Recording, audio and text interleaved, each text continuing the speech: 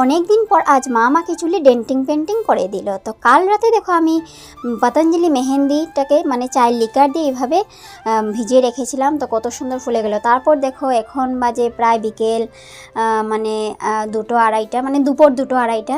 তো এখানে আমাদের সবাই খাওয়া দাওয়া হয়ে গেছে, তো সবাই স্নানও শেষ, শুধু আমি বাকি ছিলাম।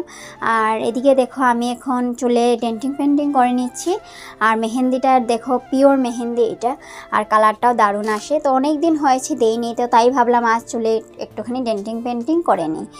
আর এখানে দেখো আমি মানে যেহেতু নিজে নিজে পিছন দিকে এত একটা ভালোভাবে দিতে পারি না, তো মা আমাকে দিয়ে দিল। আর এই দেখো আমাকে পুরো লাগছিল, মানে আমি নেড়া হয়ে গেছি এভাবে লাগছিল। আর কালারটা এতটাই দারুণ আছে এই মেহেন্দিটা, খুব সুন্দর, পুরো পিওর কেমিক্যাল ছাড়াই মেহেন্দি। তো এদিকে দেখো আমি স্নান টান করে চলে এলাম।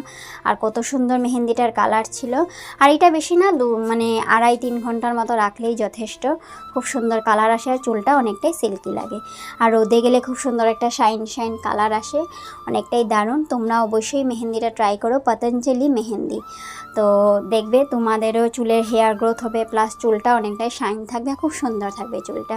তারপর দেখো সন্ধ্যেবেলা আজ মা বানালো চাউমিন। তো চাউমিনটা মা কী দিয়ে বানাচ্ছে দেখো তোমরা, পেঁয়াজ, বাঁধাকপি, ক্যাপসিকাম, ডিম এসব কিছু দিয়ে মা আজকে চাউমিনটা বানালো। এখানে দেখো দাদা আর আমার জন্য নিয়ে নিলাম। আর মা যেহেতু চাউমিন খেতে এত একটা পছন্দ করে না, তো তাই আমার কথা রাখার জন্য মা এখানে একটুখানি চাউমিন নিয়ে নিল। তো এই দেখো মা এখন চাউমিনটা আমার কথা মতো একটুখানি টেস্ট করে দেখলো, অনেকটাই টেস্ট হয়েছিল।